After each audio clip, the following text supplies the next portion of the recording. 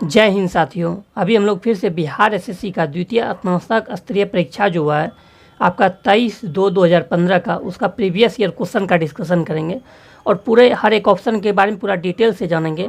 और अभी जितने भी मैं प्रैक्टिस सेट का डिस्कशन कराता हूँ उसका सारा का सारा आपका पीडीएफ जो है टेलीग्राम पर डाल दिया जाता है। आप टेलीग्राम पर जाकर के उसको देख सकते हैं और टेलीग्राम का लिंक डिस्क्रिप्शन बॉक्स में दिया हुआ है, तो वहाँ पर जाकर के आप टेलीग्राम चैनल को भी ज्वाइन कर सकते हैं। शुरू करते हैं पहला क्वेश्चन से। पहला क्वेश्चन है, गैब्रियल गार्सिया मार्केज की मृत्यु 17/4/2014 को हुए हैं। तो देखिए ये करंट का क्वेश्चन है, इसलिए इसको स्किप कर देते हैं। ऐसे इसका ऑप्शन हम आपको बता देते हैं। इसका जो राइट आंसर होगा ये आपका हो जाएगा, नोबेल पुरस्कार प्राप्त साहित्यकार थे।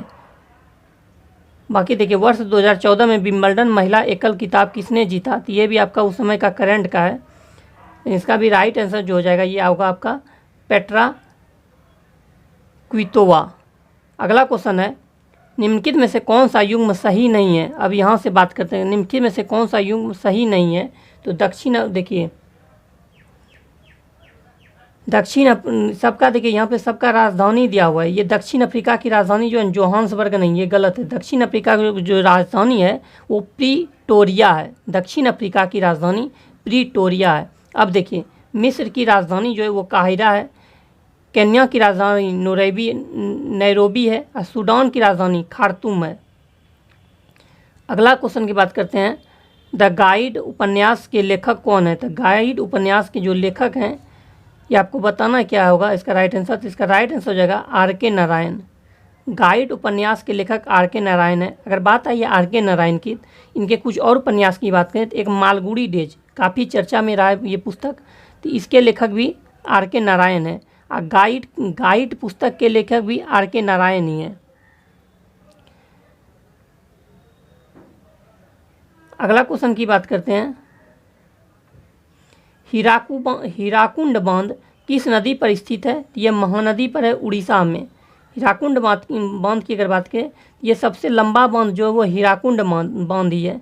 वहीं आपसे पूछ देगा कि सबसे ऊंचा बांध कौन सा है, तो वो आपका भाखड़ा नांगल बांध है जो कि सतलज नदी पर है पंजाब में।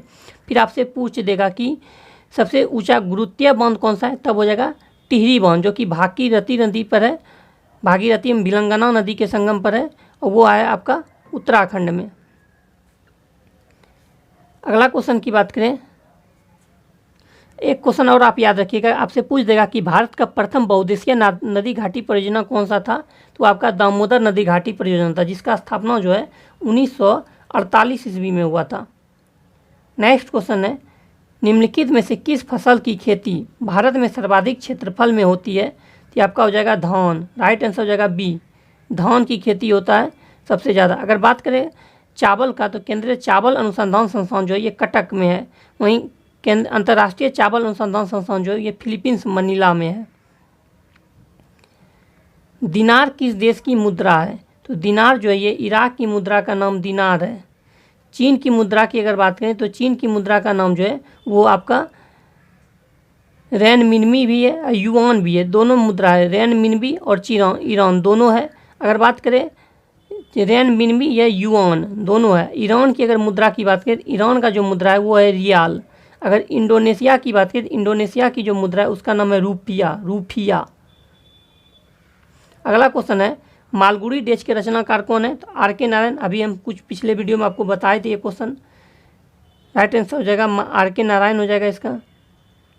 अगर मुल्कराज आनंद की अगर बात करें, तो मुल्कराज आनंद के जो पुस्तक का नाम है वो है कुली, अनचटेबल और two leaves and a bird का लेखक भी मुल्कराज आनंद है। मेन रूप से आप कुली याद रखिएगा, कई बार एग्जाम में पूछा गया कुली पुस्तक के लेखक कौन है, तो ये हो जाएगा मुल्कराज आनंद। ठीक है। आर.के. लक्ष्मण की अगर बात करें, तो आर.के. लक्ष्मण जो है ये एक प्रसिद्ध जो है ना कार्टूनिस्ट थे। इनकी जो आत्मकथा है उसका नाम है द टनल ऑफ टाइम। अगला क्वेश्चन है, निम्नलिखित में से कौन सी महारत्न कंपनी नहीं है। तो देखिए बी नंबर जो है ना पावर फाइनेंस कॉर्पोरेशन लिमिटेड नहीं है। अभी टोटल भारत में 13 महारत्न कंपनी है।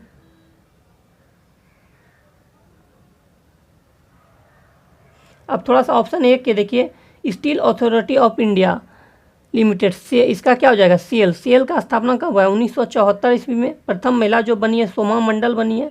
अगर बात कर लें national thermal power corporation limited NTPC, तो इसकी स्थापना जो हुआ है ये आपका 1975 में हुआ है, 1975 ईस्वी में, और इसका जो मुख्यालय है वो नई दिल्ली में है। अगला क्वेश्चन है, गंगा ब्रह्मपुत्रा डेल्टा क्षेत्र का वन निम्नलिखित में से किस नाम से जाना जाता है? तो ये आपका हो जाएगा सुंदरवन, सुंदरवन के नाम से जाना जाता है। अगला क्वेश्चन है, कालिदास सम्मान पुरस्कार प्रारंभ किया गया है। तो ये आपका कालिदास सम्मान जो पुरस्कार दिया गया है ये आपका मध्य प्रदेश सरकार के द्वारा दिया जाता है, कालिदास सम्मान। अगर बात आई है कालिदास की, तो कालिदास के जो पुस्तक है अभिज्ञान शाकुंतलम, रीति सनारम, ये सब आपका कालिदास की पुस्तक का नाम है। और कालिदास जो है ये चंद्रगुप्त द्वितीय के दरबार में रहते थे।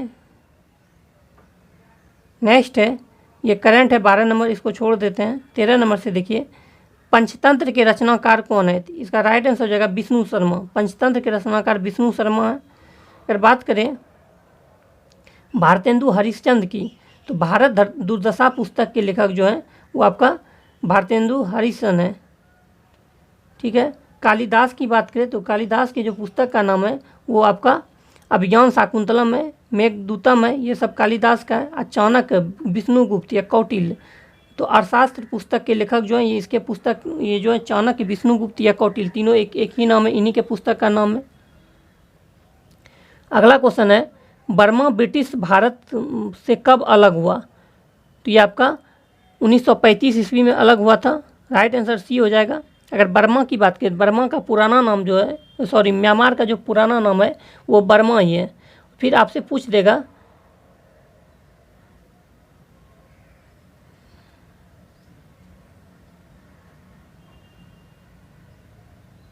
बर्मा को जो है ना भारत में कौन मिला लिया था? किस गवर्नर जनरल ने बर्मा को भारत में मिला लिया था? तो हो जाएगा आपका ये जो है ना डफरिन, डफरिन ने ही ना बर्मा को भारत में मिला लिया था। ठीक है। अब बर्मा अगर बात करें तो म्यांमार से अभी भारत में 4 सीमा साझा करता है, अरुणाचल प्रदेश, नागालैंड, मणिपुर, मिजोरम, और सबसे लंबा सीमा जो साझा करता है वो आपका अरुणाचल प्रदेश करता है। अगला क्वेश्चन की बात करें, पटना उच्च न्यायालय की स्थापना कब हुई थी? तो इसका राइट आंसर जो हो जाएगा ये आपका हो जाएगा 1916 ईस्वी में। 1916 में पटना उच्च न्यायालय का स्थापना हुआ था। वर्तमान में आपसे पूछ देगा कि उच्च न्यायालय की संख्या कितनी है? तो उच्च न्यायालय की संख्या 25 है और सुप्रीम कोर्ट उच्चतम न्यायालय की संख्या 1 हो जाएगा। फिर आपसे पूछ देगा कि उच्चतम न्यायालय का वर्तमान में मुख्य न्यायाधीश कौन है? YV Chandrachud. Servants of India society की स्थापना किसने किए थे? गोपाल कृष्ण गोखले ने किए थे। सर्वेंट्स ऑफ इंडिया सोसाइटी की स्थापना 1905 ईस्वी में। 1900 कब किए थे? तो 1905 ईस्वी में इन्होंने किए थे सर्वेंट्स ऑफ इंडिया सोसाइटी की स्थापना। फिर अगर आपसे पूछ दे कि 1905 का जो एक बनारस अधिवेशन हुआ था कांग्रेस का, याद रखिएगा 1905 के कांग्रेस का बनारस अधिवेशन की अध्यक्षता कौन किए थे? तो वो भी आपका गोपाल कृष्ण गोखले ने किए थे। ठीक है। आगे अगर बात करते हैं गोपाल कृष्ण गोखले की, तो ये महात्मा गांधी जी के गुरु भी थे। अगर बात करें एनी बेसेंट, तो एनी बेसेंट जो है ये कांग्रेस की प्रथम महिला अध्यक्ष थी। 1917 के कोलकाता अधिवेशन की अध्यक्षता की थी। और इनके पुस्तक का नाम जो है वो आपका कॉमनवेल्थ और new India, Commonwealth new India पुस्तक के लेखक भी एनी बेसेंट है। अगर दादा भाई नौरोजी की बात करें तो कॉमन हाउस ऑफ वेल्स का चुनाव जीतने वाले प्रथम भारतीय कौन थे? तो दादा भाई नौरोजी थे। फिर आपसे पूछ देगा लड़ने वाले कौन थे? देखिए NTPC में पूछा हुआ क्वेश्चन है कि कॉमन हाउस ऑफ ब्रिटेन में जो हुआ था इलेक्शन, उसमें लड़ने वाले प्रथम भारतीय कौन थे? तब हो जाएगा व्योमेश चंद्र बनर्जी, और जीतने वाले दादा भाई नौरोजी। क्वेश्चन नंबर 7 पे चलिए, भारत का अनुमानित रक्षा खर्च है ये आपका कितना है? तो 2.5 है। ये भी करंट का क्वेश्चन है। किस वर्ष सिक्किम भारतीय संघ का 22वां राज्य बना था? तो ये 1975 में।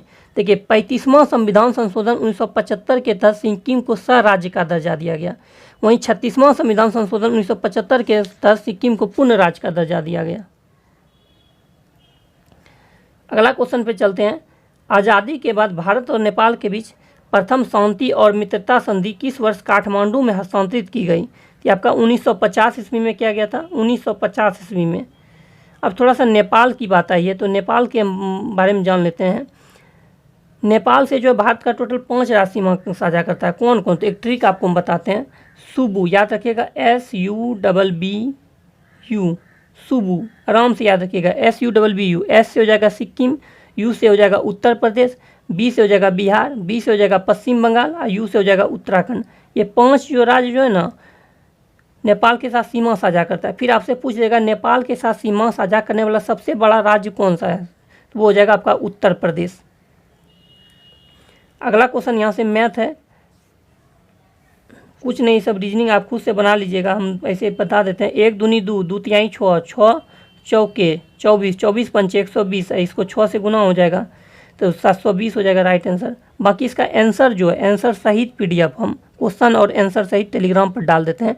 अगर आप खुद से एक बार बनाने का भी प्रयास कीजिए, क्योंकि हम देखिए आंसर में इसलिए क्वेश्चन में टिक नहीं लगाते हैं, आप खुद से इसको बनाने का भी प्रयास कीजिए जा करके। यहाँ पे सॉल्यूशन देख लिए, फिर एक बार ट्राई कीजिए, टेलीग्राम पर PDF मिल ही जाता है, आंसर भी टेलीग्राम पर दिया ही रहता है PDF में ही। आगे देखिए, भारतीय राष्ट्रीय कांग्रेस की प्रथम महिला अध्यक्ष कौन थी? Annie Besant. भारतीय राष्ट्रीय कांग्रेस की प्रथम महिला अध्यक्ष एनी बेसेंट। कब? तो 1925 के कानपुर अधिवेशन की अध्यक्षता इन्होंने किए थे, एनी बेसेंट ने। ठीक है, एनी बेसेंट की बात, सॉरी मिस्टेक हो रहा है भाई, भारतीय राष्ट्रीय कांग्रेस की प्रथम महिला अध्यक्ष कौन है? तो ये हो जाएगा सरोजनी नायडू, मिस्टेक हो रहा था, सरोजनी नायडू। सरोजनी नायडू कब? तो 1925 के कानपुर अधिवेशन की अध्यक्षता जो है ये सरोजनी नायडू नहीं किए थे। सरोजनी नायडू की बात की तो ये भारत की प्रथम महिला उपराज्यपाल की थी, जो कि उत्तर प्रदेश की थी। और सरोजनी नायडू के पुस्तक की बात करें तो ब्रोकन विंग्स और गोल्डन थ्रेशोल्ड, ये दोनों पुस्तक के लेखक जो हैं सरोजनी नायडू ही हैं। ठीक है, अगर एनी बेसेंट की बात करें तो भारत की, देखिए यहाँ जैसे पूछेगा प्रथम, भारतीय राष्ट्रीय कांग्रेस की प्रथम महिला अध्यक्ष,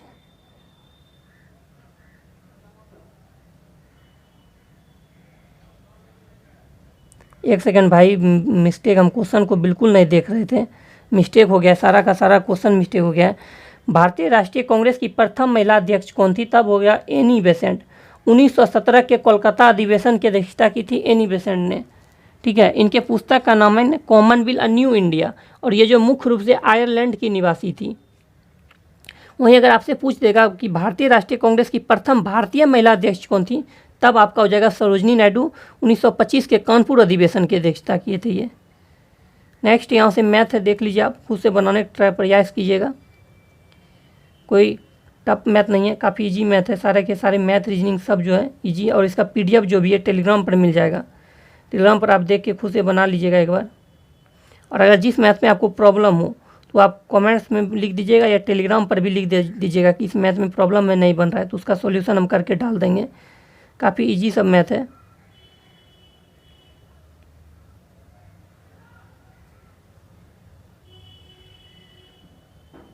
देख सकते हैं यहाँ से।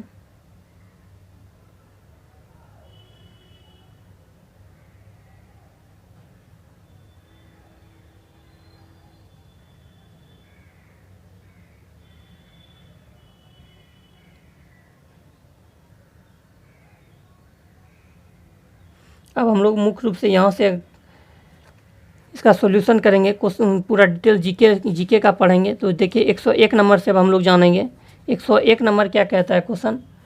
101 नंबर कर रहा है कि निम्नलिखित में से कौन विटामिन ए का सर्वोत्तम स्रोत है? तो वो हो जाएगा आपका गाजर। गाजर जो है विटामिन ए का सर्वोत्तम स्रोत है।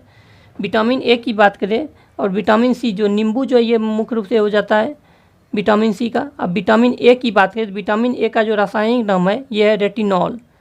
ठीक है, विटामिन B1 का रासायनिक नाम थायमिन है। विटामिन B2 का रासायनिक नाम राइबोफ्लोविन है। विटामिन B3 का रासायनिक नाम नियासिन या निकोटोमाइन है। विटामिन B5 का रासायनिक नाम पैंथोनिक अम्ल है। विटामिन 6 का रासायनिक नाम पाइरिडॉक्सिन है। विटामिन B7 का रासायनिक नाम बायोटीन है। विटामिन B11 का रासायनिक नाम फॉलिक अम्ल है। विटामिन B12 का रासायनिक नाम साइनोकोबाल्मिन है। विटामिन सी का रासायनिक नाम एस्कॉर्बिक एसिड है। विटामिन डी का रासायनिक नाम कैल्सीफेरॉल है। विटामिन ई का रासायनिक नाम टेकोफेरॉल है। विटामिन के का रासायनिक नाम फिलोक्विनोन है। एकदम पूरा इसे याद रखिए। अगला क्वेश्चन देखिए, नेक्स्ट क्वेश्चन है, भारत में जंगली गधे, घोड़े, खुर निम्नलिखित में से कहाँ पाए जाते हैं? तो ये आपका हो जाएगा कच्छ के रण, जो कि हो जाएगा गुजरात में कच्छ का रण हो जाएगा। अगला क्वेश्चन है, जब बैरोमीटर का पारा अचानक गिर जाए तो उसका तो यह किसका घोतक है? जब अचानक गिर जाएगा तब ये हो जाएगा आपका गर्म मौसम।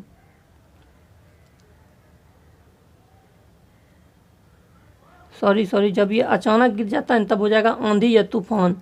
देखिए बैरोमीटर का पारा जब अचानक गिर जाए तब इसका या किसका घोतक है? तो हो जाएगा आंधी या झंझावात की संभावना। जब अचानक गिर जाए तो आंधी का हो जाएगा। जब धीरे धीरे गिरे तब वर्षा का होगा। जब ऊपर उठे तो हो जाएगा साफ मौसम।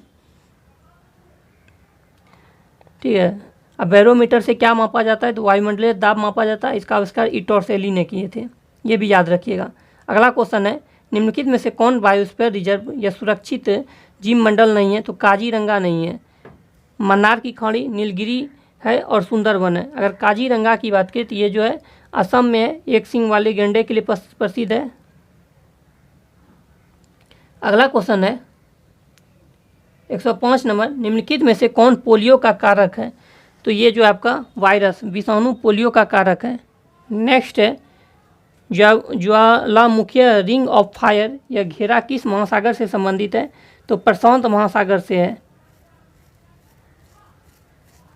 भारत में दो ज्वालामुखी है मुख्य रूप से, एक है बैरन, दूसरा है नारकुंडम। बैरन जो है वो सक्रिय ज्वालामुखी है, नारकुंडम सुसुप्त ज्वालामुखी है। अगला क्वेश्चन है, एलिसा जांच किस रोग की पहचान करती है? तो एलिसा हो जाएगा आपका एड्स रोग का पहचान करता है। अंगोरा ऊन किस पशु से प्राप्त किया जाता है? तो ये आपका खरगोश से प्राप्त किया जाता है अंगोरा ऊन।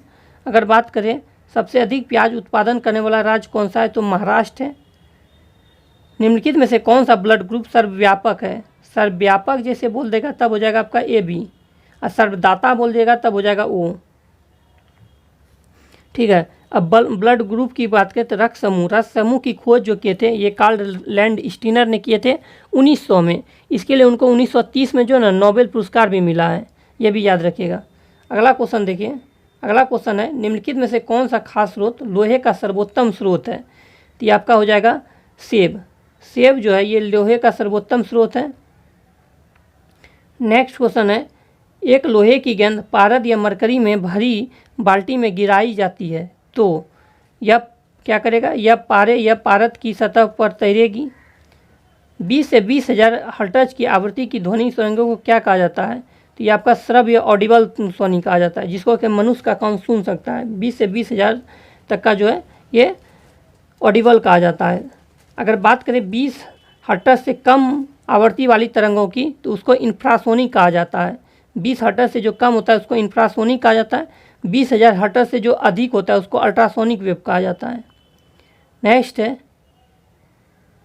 3 तत्व जिसका उपयोग रासायनिक उर्वरकों में सर्वाधिक होता है वो कौन सा है? तो वो 3 तत्व है नाइट्रोजन, पोटेशियम और फास्फोरस। दही का खट्टापन निम्नलिखित में से किसके कारण होता है? तो लैक्टिक एसिड के कारण होता है दही का खट्टापन। इमली में जो खट्टापन होता है वो साइट्रिक अम्ल के कारण होता है। सॉरी, नींबू में खट्टापन साइट्रिक अम्ल के कारण होता है। इमली में टार्ट्रिक अम्ल के कारण होता है और संतरा में साइट्रिक अम्ल के कारण नहीं होता है। नेक्स्ट है, डेसिबल का प्रयोग निम्नलिखित में से किसके मापने के लिए किया जाता है? तो ध्वनि की तीव्रता का उपयोग डेसिबल मापने के लिए किया जाता है। वायुमंडल में स्ट्रेटोस्फीयर के ऊपर कौन सी परत पाई जाती है? तो स्ट्रेटोस्फीयर के ऊपर हो जाएगा आपका ट्रोटोस्फीयर के ऊपर कौन सी परत पाई जाती है? स्ट्रेटोस्फीयर। देखिए सबसे पहले क्षोभ मंडल, तब समताप मंडल, तब मध्य मंडल। वायुमंडल का देखिए हम नीचे से ऊपर की ओर जा रहे हैं। सबसे पहले जो होता है नीचे से, सबसे पहले क्षोभ मंडल होता है, तब समताप मंडल होता है, तब मध्य मंडल होता है, तब आयन मंडल होता है, तब होता है बरही मंडल। कैल्शियम की आवश्यकता निम्नलिखित में से किस निमित्त है? इसका राइट आंसर हो जाएगा C, हड्डियों के विकास के लिए। निम्नलिखित में से कौन सा विटामिन जल में घुलनशील है? तो B और C जो विटामिन है ये जल में घुलनशील है तथा A, D, E तथा के वसा में हो जाएगा आपका। नेक्स्ट है, बिहार पंचायती राज अधिनियम 2006 में 2 ग्राम सभा की बैठक के बीच अधिकतम कितनी अवधि निर्धारित है? तो ये आपका 3 महीने का है। राइट आंसर C हो जाएगा। नेक्स्ट क्वेश्चन की बात करते हैं, मिलान करना है यहाँ पे आपको कहाँ से कौन सी नदी निकलती है। तो आप देख लीजिए 21 का जो है A हो जाएगा। ये जो है कृष्णा नदी महाबलेश्वर से निकलती है। अगर बात करें गोदावरी नदी, ये नासिक के त्र्यंबक गांव से निकलती है। अगर ब्रह्मपुत्रा नदी की बात करें तो ब्रह्मपुत्रा नदी जो निकलती है ये आपका सांगपो से हो जाएगा, और नर्मदा हो जाएगा अमरकंटक। नेक्स्ट है क्वेश्चन नंबर, अपील की सुनवाई में ग्राम कचहरी में न्यूनतम पंचों की गणपूर्ति नियमतः क्या होनी चाहिए? तो ये आपका 7 होनी चाहिए, ऑप्शन बी। अगला क्वेश्चन की बात करते हैं, क्वेश्चन नंबर 123 का। तो 123 है, ग्राम सभा एक या अधिक संख्या में निगरानी समिति का गठन कर सकती है। इस समिति का गठन किनसे किया जा सकता है? तो ये हो जाएगा आपका ऐसे व्यक्ति जो ग्राम पंचायत के सदस्य न हो। Right answer D. ग्राम पंचायत के चुने हुए सदस्य उप मुखिया का चुनाव करते हैं। उप मुखिया के निर्वाचन के संदर्भ में निम्नलिखित में से कौन सा वक्तव्य सही नहीं है? तो ऑप्शन ए सही नहीं है। उप मुखिया के चुनाव में मुखिया मतदाता होता है, ये गलत है। इसमें वार्ड का जो चुना जाता है वही मतदाता होता है। सही क्या उसकी बात करते हैं। तो निर्वाचन में मतों की बराबरी की स्थिति में विजेता का निर्णय लॉटरी द्वारा होगा, ये सही है। राज्य निर्वाचन आयोग के पर्यवेक्षण एवं नियंत्रण में ग्राम पंचायत अपनी पहली बैठक में उप मुखिया का चुनाव करेगा, सही है। उप मुखिया के निर्वाचन में मुखिया मतदाता नहीं होगा, ये भी सही है।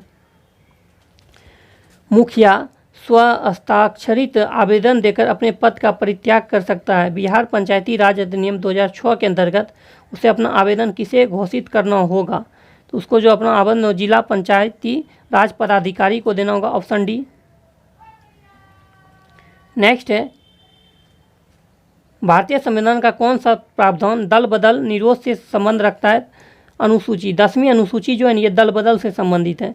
अगर 10वीं अनुसूची की बात करें तो इसका जो है ना किस संविधान संशोधन के तहत जोड़ा गया था? तो 52वां संविधान संशोधन 1985 के तहत 10वीं अनुसूची को जोड़ा गया था, और ये जो है ना आपका राजीव गांधी के समय जोड़ा गया था। अगर वहीं बात करें 8वीं अनुसूची, तो ये 22 भाषाओं का वर्णन है 8वीं अनुसूची में।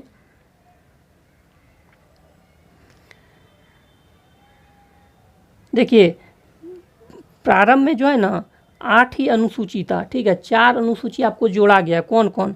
तो प्रथम 9वीं अनुसूची जो जोड़ा गया है वो प्रथम संविधान संशोधन के तहत जोड़ा गया 1951 में। 10वीं अनुसूची जो है जोड़ा गया है वो 52वां संविधान संशोधन 1985 में जोड़ा गया है, जो कि दल बदल से संबंधित है। फिर आपका 11वीं अनुसूची 1993 में जोड़ा गया है। 11वीं अनुसूची 1993 में जोड़ा गया है 73वां संविधान संशोधन के तहत, जो कि आपका पंचायती राज से संबंधित है। और 12वीं अनुसूची जो भी है वो भी आपका 1993 में 74वां संविधान संशोधन के तहत जोड़ा गया है, जो कि आपका नगर पालिका से संबंधित है। भारतीय संविधान की धारा 198 में धन विधेयक पारित करने की विधि प्रावधानित है। यदि विधान परिषद धन विधेयक को रोक लेता है तथा उसे वापस करने से मना कर देता है तो कितने दिनों के बाद इस विधेयक को दोनों राष्ट्रपति से पारित माना जाएगा? ये आपका हो जाएगा 14 दिन। Right answer. भारतीय संविधान का कौन सा अनुच्छेद 51 है नागरिकों के मौलिक कर्तव्य से संबंधित है, जिसका संविधान संशोधन से इसे लाया गया है? ये आपका हो जाएगा 42वां। 74वें संविधान संशोधन का संबंध निम्नलिखित में से किस संस्था से है? 74वां संविधान संशोधन का संबंध जो ये नगर पालिका से संबंधित है, ऑप्शन बी। नेक्स्ट है यहाँ पे, हाल में आंध्र प्रदेश से अलग एक नए राज्य तेलंगाना का गठन हुआ, इसे भारतीय संविधान के किस अनुसूची में परिवर्तित होता है? तो किस अनुसूची में परिवर्तित होता है? तो हो जाएगा एक ही राज्य अनुसूची में जो है, इसी में जो है ना नए राज्य के गठन का वर्णन है। अगला क्वेश्चन है, निम्नलिखित में से कौन सा राज्य पार्टी है? तो ये आपका बहुजन समाज पार्टी जो ये राष्ट्रीय पार्टी है। प्रथम लोकसभा के स्पीकर कौन थे? तो ये आपका गणेश वासुदेव मावलंकर, जीबी मावलंकर थे प्रथम लोकसभा अध्यक्ष जो थे, ये गणेश वासुदेव मावलंकर थे। वहीं आपसे पूछ जाएगा प्रथम लोकसभा उपाध्यक्ष कौन थे? तब हो जाएगा अनंत सैनम अयंगर। प्रथम लोकसभा उपाध्यक्ष अनंत सैनम अयंगर। फिर आपसे पूछ देगा प्रथम राज्यसभा अध्यक्ष कौन थे? तो हो जाएगा सर्वपल्ली राधाकृष्णन। प्रथम राज्यसभा उपाध्यक्ष कौन थे? एस कृष्णमूर्ति राव। निम्नलिखित में से किस राज्य में विधानमंडल का ऊपरी सदन या विधान परिषद नहीं है? तो देखिए पश्चिम बंगाल में नहीं है, बिहार में लोकसभा की 40 सीटें हैं, राज्यसभा की कितनी सीटें बिहार में हैं? तो राज्यसभा का जो है ये 16 सीट है बिहार में। 2011 की जनगणना में बिहार की अनुमानित आबादी है तो ये आपका हो जाएगा 10 करोड़। अब जनगणना की बात कर लेते हैं। तो जनसंख्या दिवस कब मनाया जाता है? तो 11 जुलाई को मनाया जाता है। अब देखिए 2 क्वेश्चन एग्जाम में आता है, एक जनगणना एक जनसंख्या। जनगणना संघ सूची का विषय है जिसपे कि सिर्फ जनगणना संघ केंद्र करवाएगा। अभी फिलहाल बिहार में भी होने लगा है, या इसका सुप्रीम कोर्ट में केस भी हालांकि चल रहा है। तो जनगणना संघ सूची का विषय, जनसंख्या संवर्ती सूची का विषय है, ये याद रखिएगा। और प्रथम जनगणना जो कराया गया था 1872 में लॉर्ड मेयो के समय में कराया गया था। और नियमित जनगणना की शुरुआत जो हुआ था 1981 में रिपन के समय में हुआ था। सामान्यतः विधानमंडल के ऊपरी सदन के सदस्यों की कुल संख्या निचले सदन की कुल संख्या की होती है। तो ये कितना होता है? ये होता है 1/3 होनी चाहिए। नेक्स्ट है, बिहार राज्य में कुल कितने ज़िले हैं? ये आपको बताना है। तो बिहार राज्य में कुल 38 जिला है, राइट आंसर सी। मैकमोहन रेखा भारत और चीन की सीमा तय करती है। डूरंड रेखा किन 2 देशों की सीमा तय करती है? तो डूरंड रेखा जो है ना, ये आपका भारत और पाकिस्तान के बीच का सीमा तय करता है डूरंड रेखा। अगर बात करें रेखा की, थोड़ी सी बात आई है, तो डूरंड रेखा जो हो जाएगा ना, ये भारत और अफगानिस्तान के समय में था। बीच में अब जो है ना, ये आपका पाकिस्तान और अफगानिस्तान के बीच में हो गया डूरंड रेखा, याद रखिएगा। रेड क्लिफ रेखा भारत और पाकिस्तान के बीच में है। मैनरहीम रेखा जो है ये आपका रूस एवं फिनलैंड के बीच में है। 38वीं समांतर रेखा उत्तरी कोरिया और दक्षिणी कोरिया के बीच में है। 49वीं समांतर रेखा यूएसए एवं कनाडा के बीच में स्थित है। 17वीं समांतर रेखा उत्तरी वियतनाम और दक्षिणी वियतनाम के मध्य है। अगला क्वेश्चन है, फीफा विश्व कप 2014 का आयोजन किस देश में हुआ? ये करंट का, इसको हटाइए। 2022 का भले याद रख लीजिए, 2022 में जो है ना कतर में आयोजित हुआ है। ब्लड कैंसर को आमतौर पे किस नाम से जाना जाता है? तो ब्लड कैंसर को आमतौर पर ल्यूकेमिया के नाम से जाना जाता है, ये भी याद रखिएगा।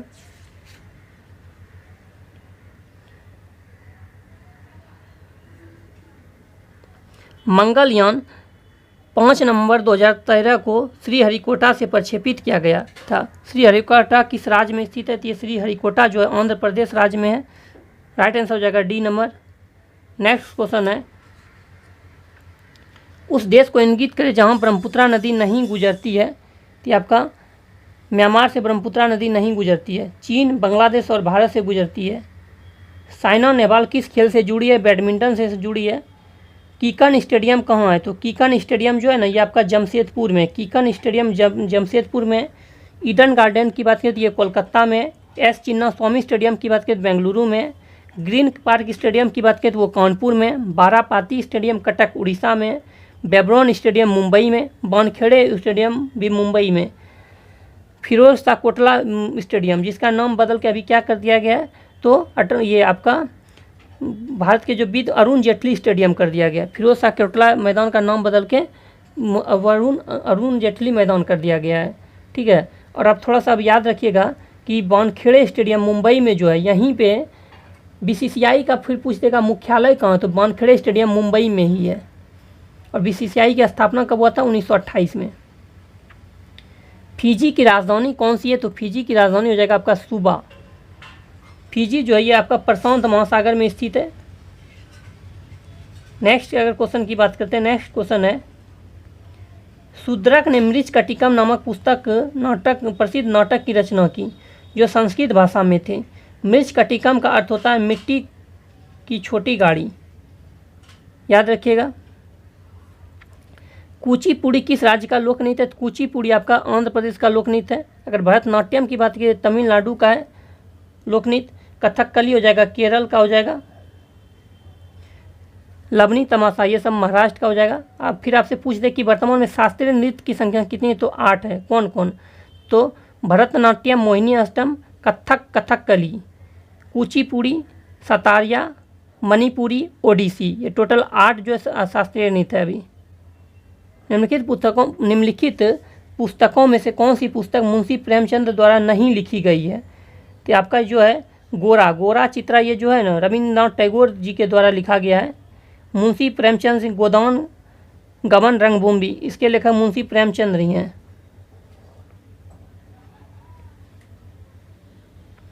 एक हंस पत्रिका भी जो है इसका भी संपादन मुंशी प्रेमचंद जी ने किए थे। वर्ष 2014 के लिए भारत रत्न पुरस्कार निम्नलिखित में से किन्हें मिला है? तो 2014 में जो मिला था ये सचिन तेंदुलकर और प्रोफेसर C.N. राव को दिया गया था। अगला क्वेश्चन है, Bhopal a prayer for rain ये फिल्म है जो हाल में प्रदर्शित हुई और औद्योगिक दुर्घटना पर आधारित है। 3 दिसंबर 1984 को भोपाल में कौन सी गैस का रिसाव हुआ था? मिथाइल आइसोसाइनाइड गैस का रिसाव हुआ था भोपाल में, याद रखिएगा। फिर आपका हाल में कुछ दिन पहले एक लेबनान की राजधानी बेरूत में भी हुआ, बहुत बड़ा विस्फोट हुआ था। तो वो किस गैस की वजह से हुआ था? तो अमोनियम नाइट्रेट की वजह से होता, अमोनियम नाइट्रेट। मिलते हैं नेक्स्ट वीडियो अच्छा लगे चैनल को सब्सक्राइब कीजिए, लाइक कीजिए, दोस्तों में शेयर कीजिए।